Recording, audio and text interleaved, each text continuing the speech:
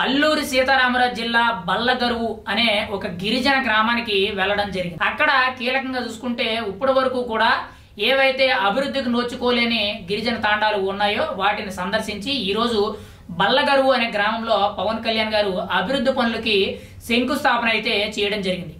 ఆ శంకుస్థాపన చేసిన వరకు కూడా ఒక ఎత్తు, ఆ తర్వాత ఇంకొక ఎత్తు అని మనం చాలా బలంగా చెప్పుకోవచ్చు. ఎందుకు అనంటే పవన్ కళ్యాణ్ గారు ఆ గిరిజన తాండా ప్రజలతో మాట్లాడుతూ ఒకే ఒక్క విషయాన్ని చాలా కీలకంగా మాట్లాడడం జరిగింది.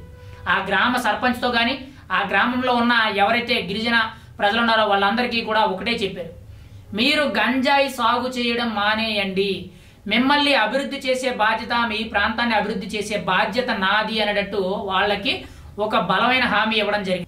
అయితే ఎక్కడ కీలకంగా చూసుకుంటే పవన్ కళ్యాణ్ గారు చెప్పిన మాటలకి వాళ్ళందరూ కూడా ఆశ్చర్యపోయారు. ఇక్కడ గిరిజన ప్రాంత ప్రజలు ఎవరైతే ఉన్నారో వాళ్ళకి తెలిసింది ఒకే ఒకటి, చిన్న పెద్ద పనులు చేసుకుంటూ గంజాయి సాగు చేసుకుంటూ ఆ గంజాయిని కొంతమంది దళారీలకి అమ్మడం వల్ల అక్కడ వాళ్ళకు వచ్చే డబ్బుల వల్ల వాళ్ళు బ్రతుకుతున్నారు. కానీ ఇప్పటి వరకు కూడా ఇన్నేళ్ల నుంచి వాళ్ళు బతికారు అనంటే ఆ గంజాయి పండించుకోవడం తప్పితే వేరొక ఆప్షన్ అయితే వాళ్ళకి తెలియదు. ఇప్పుడు పవన్ కళ్యాణ్ గారు ప్రత్యేకించి ఆ గంజాయి సాగు ఏదైతే ఉందో అది మానేయండి అని చెప్పడంతో వాళ్ళందరూ కూడా ఆశ్చర్యానికి గురయ్యారు. కానీ వెంటనే కూడా పవన్ కళ్యాణ్ గారు ఒక కీలకమైన నిర్ణయం అనేది చెప్పడం జరిగింది. అది ఎలాగనంటే ఈరోజు మన్యం జిల్లా పాడేరు, అది ఎలాగా ఏంటి అని మనం మాట్లాడుకుంటే అల్లూరి సీతారామరాజు జిల్లా కీలకంగా చూసుకుంటే ఆ అటవీ ప్రాంతాల్లో చాలా వరకు కూడా పర్యాటక ప్రాంతాన్ని అభివృద్ధి చేయాలని చెప్పి ఎప్పటి నుంచో కూడా ఎంతో మంది నాయకులు అయితే అనుకుంటున్నారు, కానీ ఎవ్వరూ చేయడం లేదు. కానీ పవన్ కళ్యాణ్ గారు ఒకటే చెప్పారు, మీ ప్రాంతాన్ని పర్యాటకంగా చాలా బాగా అభివృద్ధి చేస్తాను, టూరిస్టులు వస్తూ పోతూ ఉంటారు, వాళ్ళు ఉండడానికి, వాళ్ళు తినడానికి, వాళ్ళకి అన్ని విధాలుగా సదుపాయాలు చూసే విధంగా మీరు కొన్ని ఇల్లు కట్టుకొని వాళ్ళకి సదుపాయాలు కల్పించండి, వాళ్ళ దగ్గర నుంచి మీరు కొంత డబ్బులు తీసుకోండి అనేటట్టు. అంటే కీలకంగా చూసుకుంటే కొన్ని రిసార్ట్స్ లాంటివి చిన్న చిన్నవి కట్టుకొని వాళ్ళకి తినడానికి, ఉండడానికి అన్ని విధాలుగా మీరు సహాయం చేయండి, ఆటోమేటిక్ గా వాళ్ళు ఇచ్చే డబ్బులు మీరు తీసుకోండి.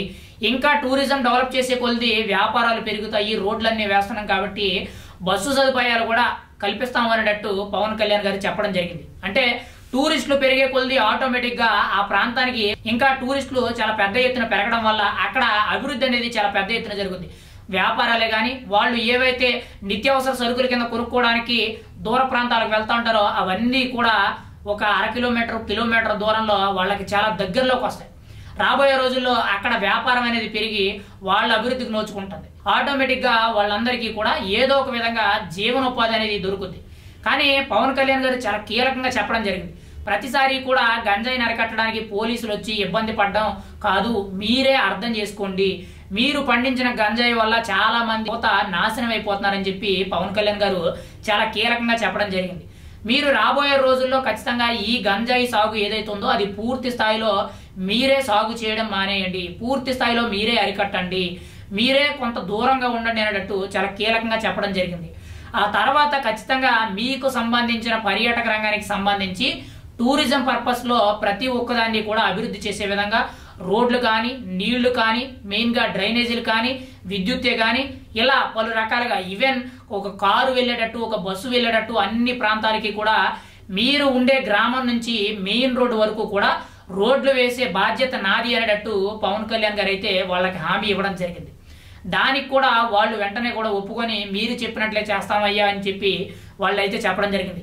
ఖచ్చితంగా పవన్ కళ్యాణ్ గారు ఏదైతే వాళ్ళకి చెప్పారో గంజాయి సాగు అనేది పూర్తి స్థాయిలో అరికట్టడానికి మీరు సాగు చేయడం మానేయండి, మీ అభివృద్ధి నా బాధ్యత అని చెప్పి ఏదైతే చెప్పారో అది మాత్రం జరిగింది అని అంటే మాత్రం ఆంధ్రప్రదేశ్ అనేది ఖచ్చితంగా ఒక నూతన నవ్యాంధ్రప్రదేశ్గా, అందులో కూడా మొట్టమొదటి అడుగు అనేది ఈ అల్లూరు సీతారామరాజు జిల్లా, ఈ మన్యం జిల్లాలు ఏవైతే ఉన్నాయో, అరకు, పాడేరు ప్రాంతాలు ఏవైతే ఉన్నాయో అక్కడి నుంచి మొదలైందని మనం అయితే చెప్పుకోవచ్చు.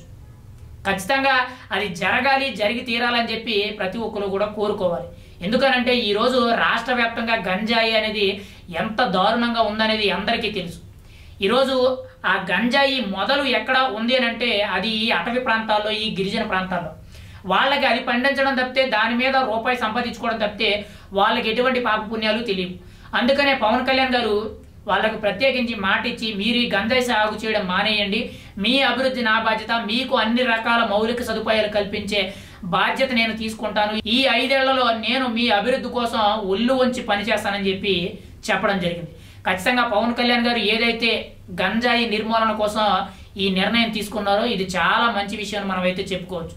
చాలా మంచి విషయం. ఖచ్చితంగా రాబోయే రోజుల్లో ఆంధ్రప్రదేశ్ అనేది గంజాయి రహిత పరిపాలన ఉండే విధంగా, గంజాయి రహితంగా ఈ యువతే కానీ, ఎవరైతే నిరుద్యోగులే కానీ, ఎవరైతే వీటి మీద వ్యాపారం చేస్తున్నారో వీళ్ళందరినీ కూడా దూరం పెట్టే విధంగా, మెయిన్గా లా అండ్ ఆర్డర్ని కంట్రోల్ తెచ్చే విధంగా పవన్ కళ్యాణ్ అడుగులు వేస్తున్నారని చెప్పి చాలా క్లియర్ కట్గా తెలుస్తుంది. మరి రాబోయే రోజుల్లో ఎంతవరకు కూడా ఈ టూరిజం పర్పస్ మీద అభివృద్ధి జరుగుద్ది, ఎక్కడ గంజాయి సాగు అనేది పూర్తి స్థాయిలో ఎంతవరకు తగ్గుద్ది అనేది మనం అయితే చూడాలి.